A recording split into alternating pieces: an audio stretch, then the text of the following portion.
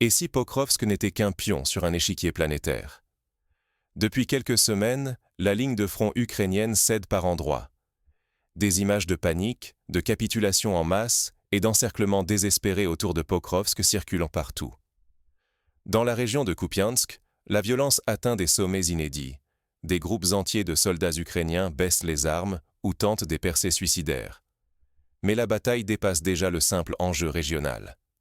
Chaque recul ukrainien ouvre un espace stratégique immense à l'armée russe. À chaque victoire, c'est un domino supplémentaire qui vacille, menaçant l'équilibre du monde entier. Dans les coulisses, une crise internationale s'annonce, rappelant la tension de la crise des missiles de Cuba, mais version 21e siècle. À Washington, la question brûlante cristallise toutes les angoisses, livrer ou non des missiles Tomahawk à l'Ukraine. Un dilemme qui révèle à quel point les grandes puissances se retrouvent soudainement au bord du gouffre. Fermer les yeux sur ces signaux, c'est risquer d'être pris de court lors d'un basculement historique. Car au-delà des cartes et des rapports, c'est la stabilité mondiale, la sécurité européenne et jusqu'à la paix fragile qui pourrait être emportée par une escalade soudaine. Pour prendre la mesure de ce qui se joue aujourd'hui, il est crucial de se rappeler que les conflits locaux n'ont jamais été totalement isolés de la scène internationale. Songez à la guerre de Corée au début des années 50. Ce qui semblait au départ un affrontement entre deux parties d'une même péninsule est rapidement devenu un enjeu global, impliquant la Chine, les États-Unis, l'Union soviétique et leurs alliés respectifs. Les répercussions de cette guerre se font encore sentir aujourd'hui dans la géopolitique de l'Asie. Prenez la mesure de ce qui se joue ici. La guerre ne se limite plus à l'Ukraine. Elle devient le miroir d'une confrontation globale, où chaque décision locale peut déclencher une réaction en chaîne aux conséquences incalculables.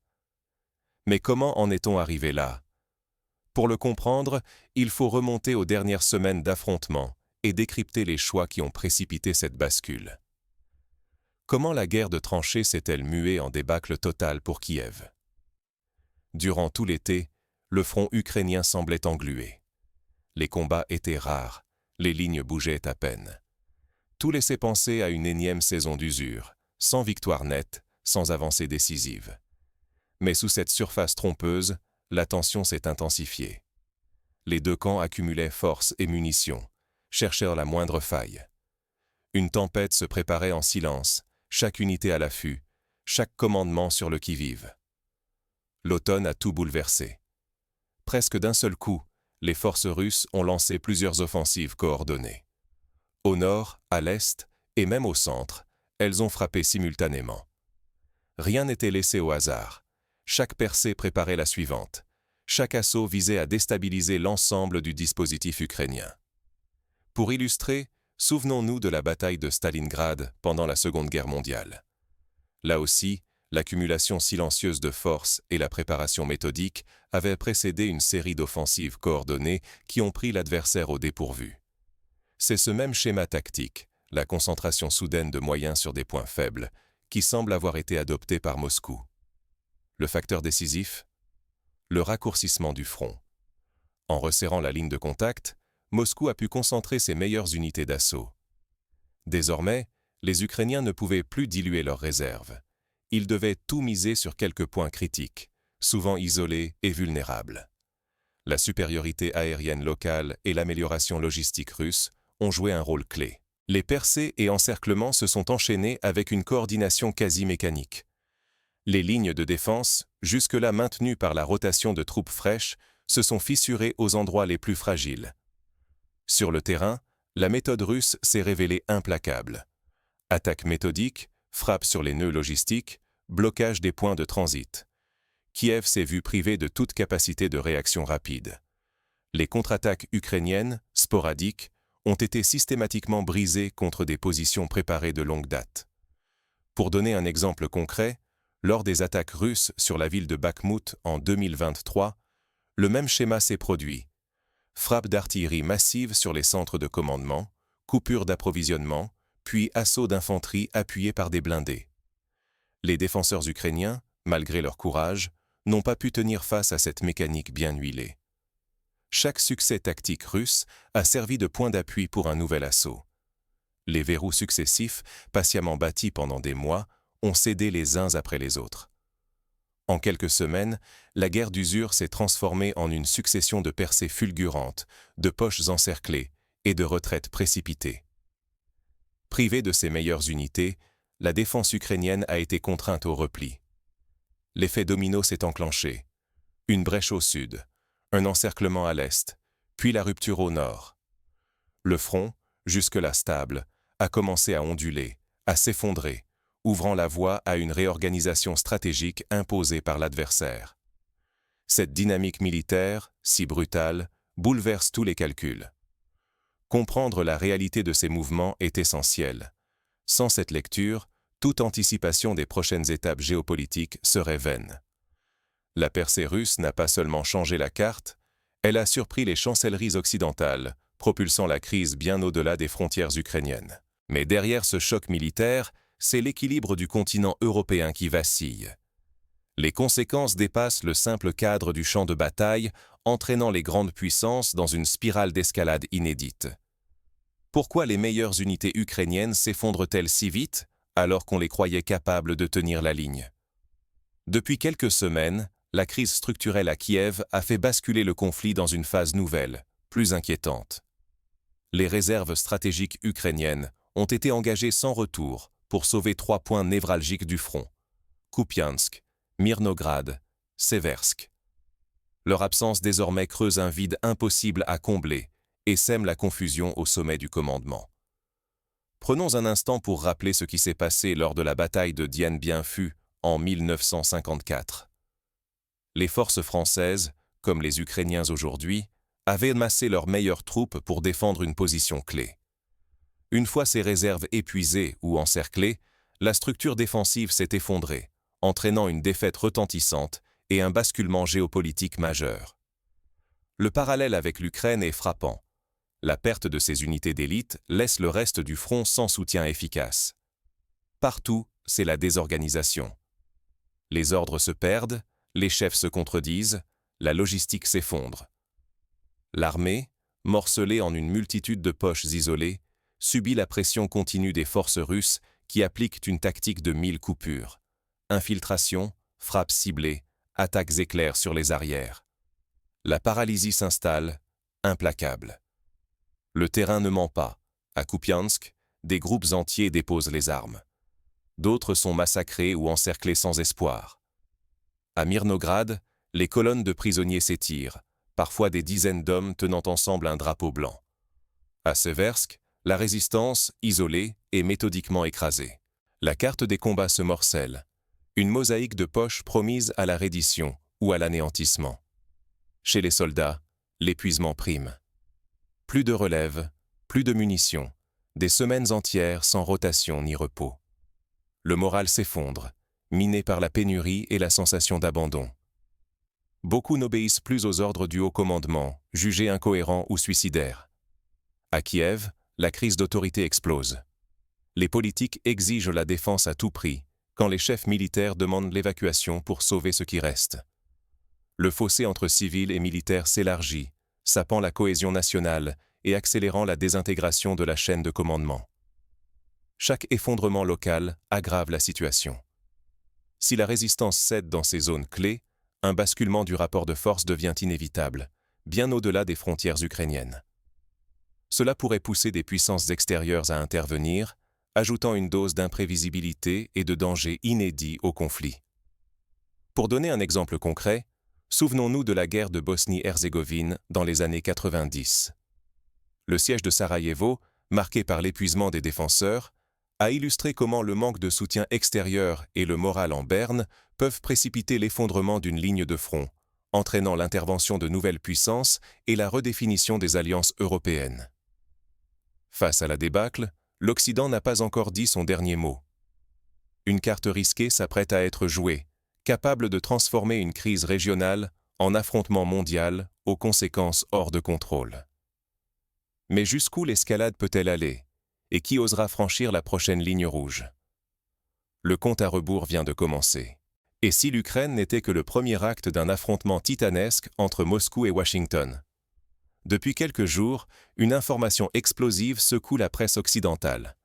la Maison-Blanche envisagerait d'envoyer des missiles de croisière Tomahawk à l'Ukraine. Ces armes, capables de frapper à des milliers de kilomètres, pourraient bouleverser tout l'équilibre militaire sur le terrain, et bien au-delà. Pour bien comprendre l'impact potentiel de ces missiles, rappelons que lors de la guerre du Golfe en 1991, les Tomahawk ont permis aux forces américaines de frapper avec précision des cibles stratégiques en Irak, détruisant en quelques heures des installations cruciales de commandement et de logistique. Transposée au théâtre ukrainien, une telle capacité pourrait permettre à Kiev de viser des infrastructures russes en profondeur, modifiant radicalement le rapport de force. Mais le vrai danger rôde ailleurs. À chaque missile lancé, une incertitude terrifiante s'installe. Les Russes ne pourraient jamais savoir si ces projectiles transportent une charge conventionnelle ou nucléaire. Le risque de malentendu stratégique devient immense.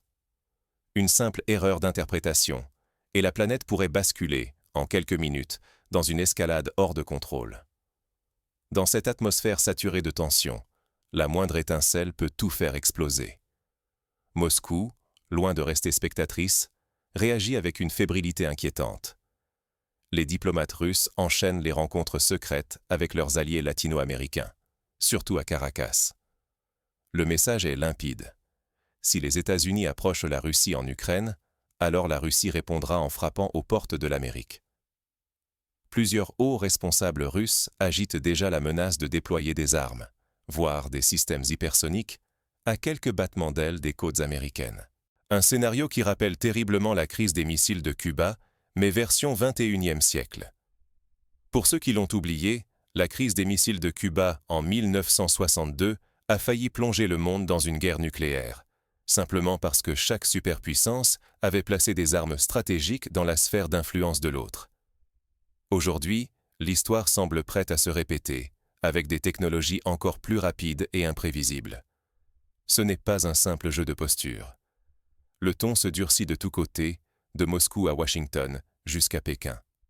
Chacun fourbit ses menaces.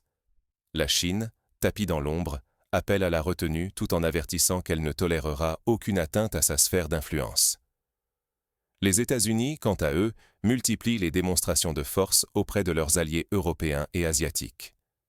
Et la Russie ne cache plus sa volonté de faire payer à l'Occident chaque franchissement de ligne rouge.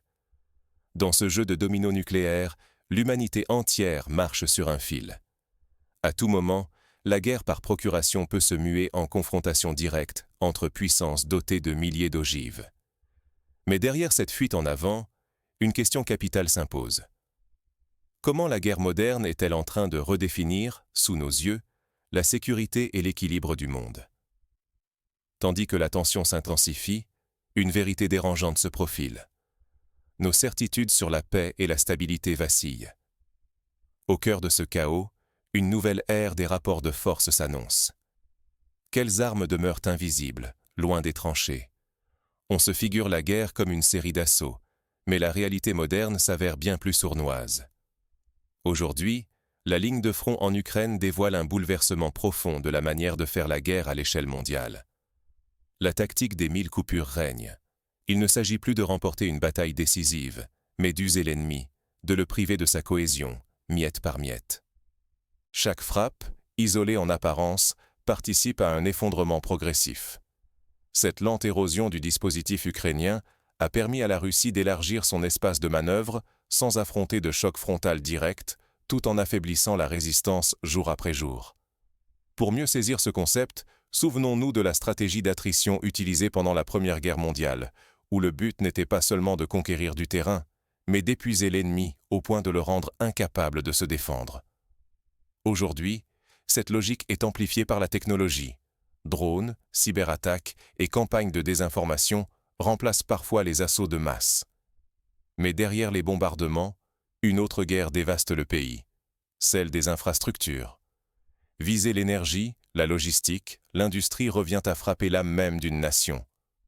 Des attaques de drones sur des dépôts de carburant, des sabotages de voies ferrées, des cyberattaques sur les réseaux électriques.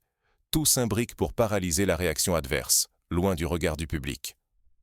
En 2023, de nombreuses attaques informatiques ont touché les infrastructures ukrainiennes. Des centrales électriques paralysées, des communications militaires coupées et même des hôpitaux privés d'énergie. C'est la démonstration que la guerre moderne ne connaît plus de frontières, ni sur la carte, ni dans les systèmes informatiques. Nous assistons à la montée d'une guerre hybride totale. Drones, sabotage, désinformation massive sur les réseaux sociaux, pressions économiques ciblées. L'arsenal s'est élargi bien au-delà des armes classiques. Chaque offensive militaire est doublée d'un assaut informationnel ou financier, maintenant la pression sur tous les fronts, simultanément. Dans ce chaos mouvant, l'adaptabilité s'impose. Une question de survie. Les plans figés s'effondrent face à la complexité de ces conflits nouveaux. L'armée ukrainienne, trop attachée à des schémas hérités, a peiné à se réinventer. Cette rigidité a ouvert la voie à la chute de ses positions clés, exposant le pays à une série de revers difficiles à enrayer. Pour contraster, observons l'exemple de l'armée israélienne lors de la guerre du Kippour en 1973. D'abord prise de court, elle a su adapter ses tactiques, renouveler sa chaîne de commandement et inverser la tendance. L'incapacité à évoluer face à une guerre hybride expose les forces ukrainiennes à une spirale de défaite. L'effet domino devient inévitable. Quand une section du front plie, c'est l'ensemble qui chancelle. Les pertes d'une ville ou d'un nœud logistique désorganisent le tout, propageant la panique jusque dans les arrières et minant la cohésion économique, politique et sociale. Pour nous, simples témoins de cette guerre nouvelle génération, le danger est de mésestimer la profondeur des affrontements hybrides. Oublier que les frontières entre guerre et paix, civiles et militaires, se dissolvent, c'est risquer d'être pris au dépourvu par des bouleversements majeurs, jusque chez nous. La question demeure. Sommes-nous prêts, en tant que citoyens du monde, à faire face à cette ère d'incertitude? Mais derrière la montée des tensions militaires, un autre enjeu se dessine. La rivalité entre grandes puissances s'intensifie, menaçant l'équilibre mondial. Que se passe-t-il lorsque la crise ukrainienne déborde et entraîne toute la planète dans l'inconnu? Le front ne se limite plus à l'Ukraine. Il s'étend désormais à toutes les consciences. La guerre qui secoue l'Est de l'Europe s'est métamorphosée en crise planétaire. Chaque percée, chaque revers, déclenche une cascade de réactions entre les grandes puissances. Ce n'est plus une bataille locale, mais un jeu de dominos où l'équilibre du monde entier vacille. La vitesse de l'effondrement de la ligne de front a pris de court même les experts les plus aguerris. En quelques semaines à peine, des régions entières ont changé de main, illustrant la perte de contrôle ukrainienne et l'ascension fulgurante de l'armée russe. Mais derrière ces cartes redessinées, c'est le sort de plusieurs continents qui se joue. Pour illustrer le poids de tels bouleversements, souvenons-nous de la chute du mur de Berlin en 1989. Personne n'avait anticipé la rapidité avec laquelle le bloc de l'Est allait s'effondrer. En l'espace de quelques mois, l'Europe centrale et orientale a vu ses frontières, ses alliances et son avenir radicalement transformés.